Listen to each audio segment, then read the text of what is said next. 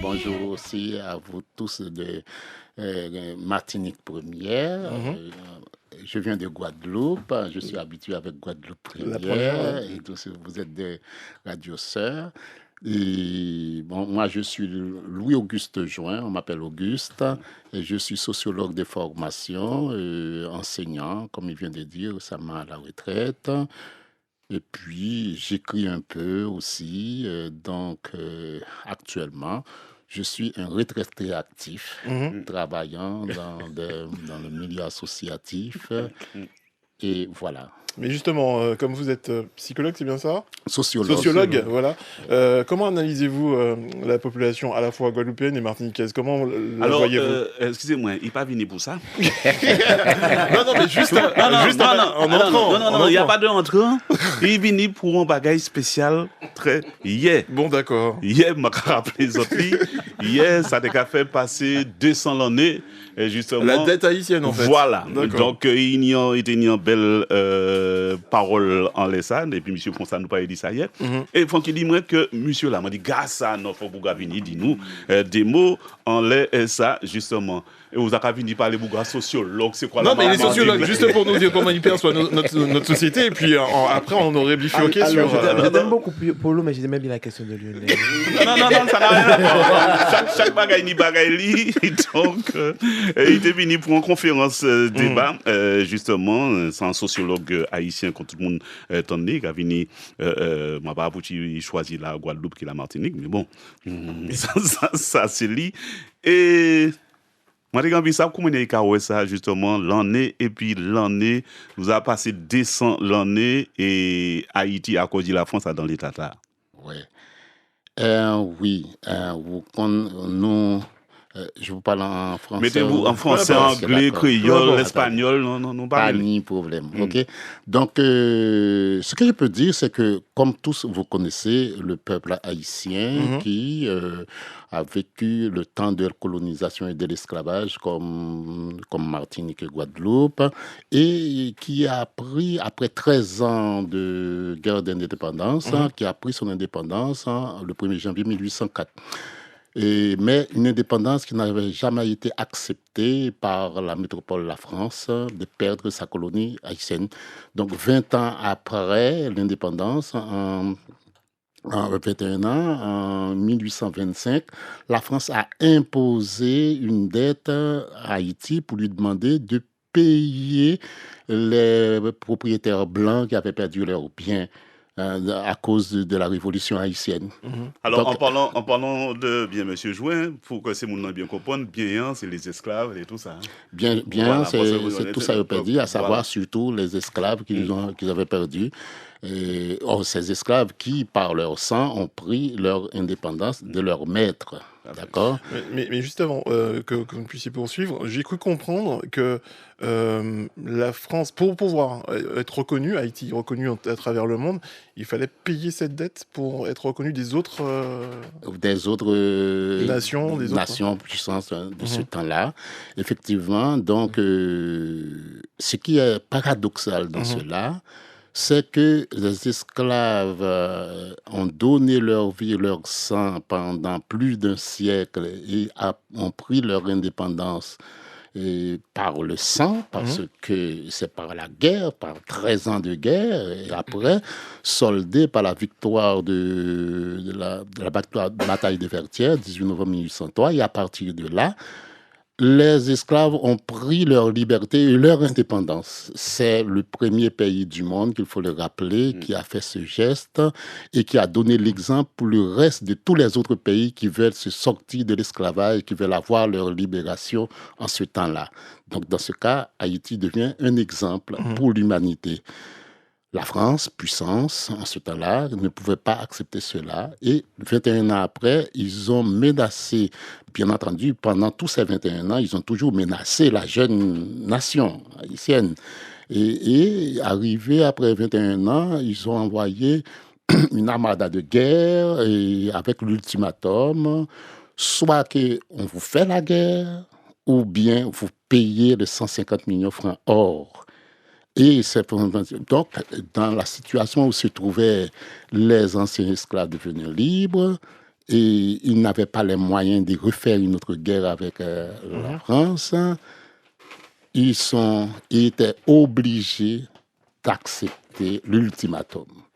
Mais justement, concernant ces 150 000 millions de francs. de francs or, En est-ce que ça a été payé ou ça court toujours? je me pose la question parce que à l'époque, pour ça qui a coûté nous, à l'époque, du moins à l'heure actuelle, ça a fait combien? Ça a fait 2,650 milliards d'euros. Oui, exactement. Et aujourd'hui, on a dit que cette somme, Haïti ne pouvait pas les payer. Pour pouvoir les payer, il fallait qu'en ce temps-là, que les Haïtiens empruntent entre les banques des Français pour pouvoir payer la dette imposée par la France. Ce qui, dans un deuxième moment, la France était obligée de réduire cette dette à 90 millions d'euros. Et quoi qu'il en soit, pour pouvoir payer cela, Haïti n'avait pas les moyens pour pouvoir les payer. D'accord. Il fallait toujours emprunter entre les banques de France pour pouvoir... Donc c'est un engrenage sans fin, en fait. Ce qui veut dire que cette dette-là, dans le temps, aujourd'hui, ça a duré de 1828 à 1883. On a payé la première dette. Mais les emprunts qu'on a fait pour continuer, il fallait continuer jusqu'à 1952 pour pouvoir payer toute cette dette. C'est ce qu'on appelle la double dette. Ah ouais. Et cette double dette a duré 127 ans. C'est énorme. Pour que le peuple haïtien puisse le payer. Et chaque fois, il faut le dire, que les ressources haïtiennes ne permettaient pas de payer. Il fallait toujours aller emprunter. Ce qui explique, alors... Quand on réévalue aujourd'hui la valeur de cette dette pour Haïti, avec ses conséquences, les économistes vont faire le calcul pour montrer que cette somme équivaut aujourd'hui à combien? 21 milliards. 2,650 milliards. Voilà, 21 milliards ou jusqu'à 115 milliards. Selon les études de conséquences qu'on peut faire de cette dette. D'accord. Ce qui veut dire que si la France aujourd'hui devrait, au nom de la justice internationale, dire que c'était une injustice, nous devons remettre au peuple haïtien ce que nous avons pris, il fallait débourser environ 115 milliards d'euros. Pour remettre, ou encore 115 milliards de dollars, équivalent à 108 milliards d'euros pour le peuple haïtien. Mais là, la France n'a pas d'argent.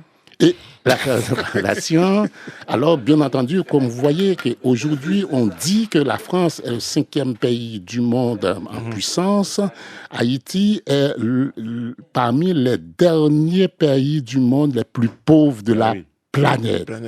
Parce qu'on l'a appauvri. Et on a dit que si Haïti est dans cette situation d'aujourd'hui, c'est surtout à cause de cette injustice qui l'empêchait pendant 127 ans de pouvoir payer cela. Et jusqu'à aujourd'hui, nous continuons à payer les conséquences de cela. Donc, si Haïti est aujourd'hui dans cette situation et que si la France est dans la 5e puissance du monde, Haïti a contribué pour mettre la France là où elle est. Et la France a contribué pour mettre Haïti dans la situation où elle est actuellement. Alors, pour terminer, hier, le 17 avril 2025, le président de la France, qui est M. Emmanuel Macron, reconnaissait le passé colonial de la France en Haïti. Bon, ça ressemble à un geste symbolique, mais ça s'arrête là, quoi. Justement, donc, le président français Emmanuel Macron reconnaît cela. Il n'est pas le premier. Nicolas Sarkozy, François Hollande. Mais François Hollande, quant à lui, concernant la dette, il s'est rétracté.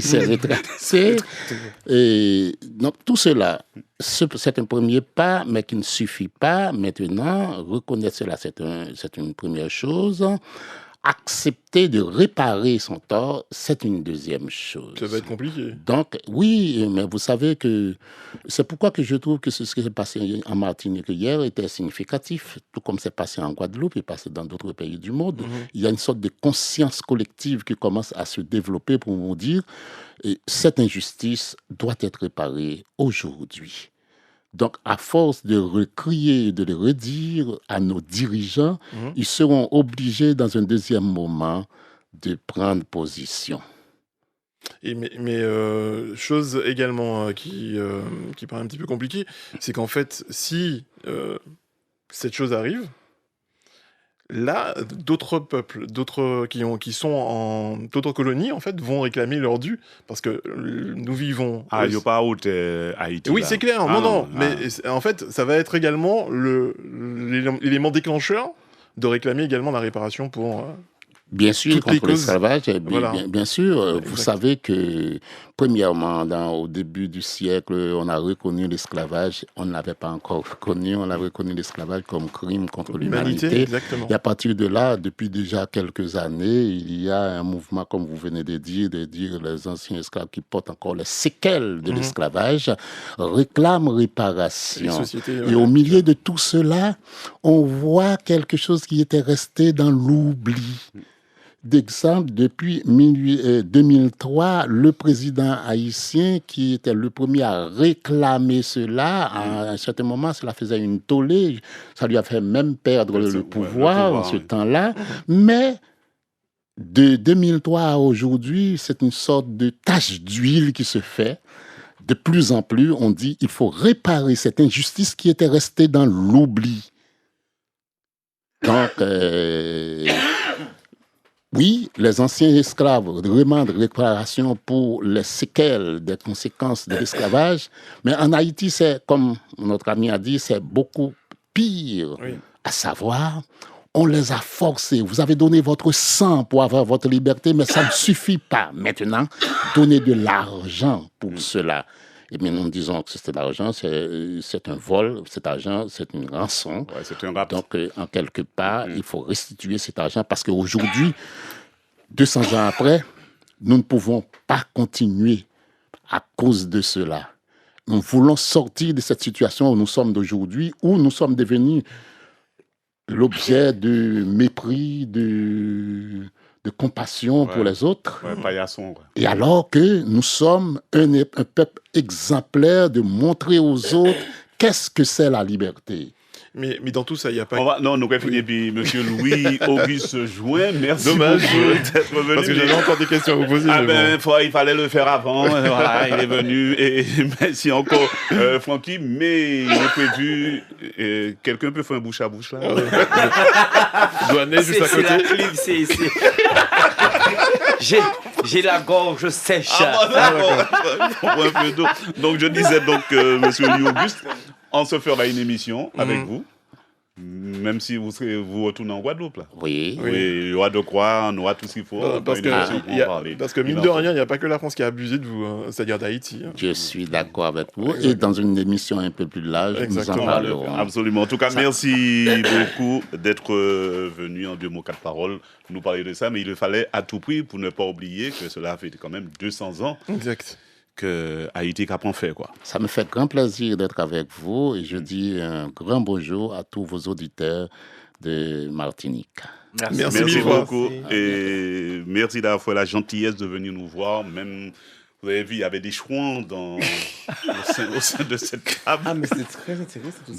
C'est pour ça que je l'ai fait venir, pour vous donner un peu l'histoire de pas Haïti seulement, mais de la Caraïbe. Oui, quand on voit, par exemple, notre ami Trump, là, l'autre fou. L'autre fou, excusez-moi. S'il savait que c'est Haïti qui a libéré les États-Unis, il n'aurait pas parlé comme ça. La Louisiane, notamment. Rapproche-toi de Meko. Ouais. Non seulement ça, d'après l'histoire, grand-papa Trump vive pendant combien de temps en Haïti? Vivait en Haïti, exactement. Eh bien, je dit ça. Merci beaucoup. Avec plaisir. Merci et puis bon séjour chez nous. Merci beaucoup. À bientôt.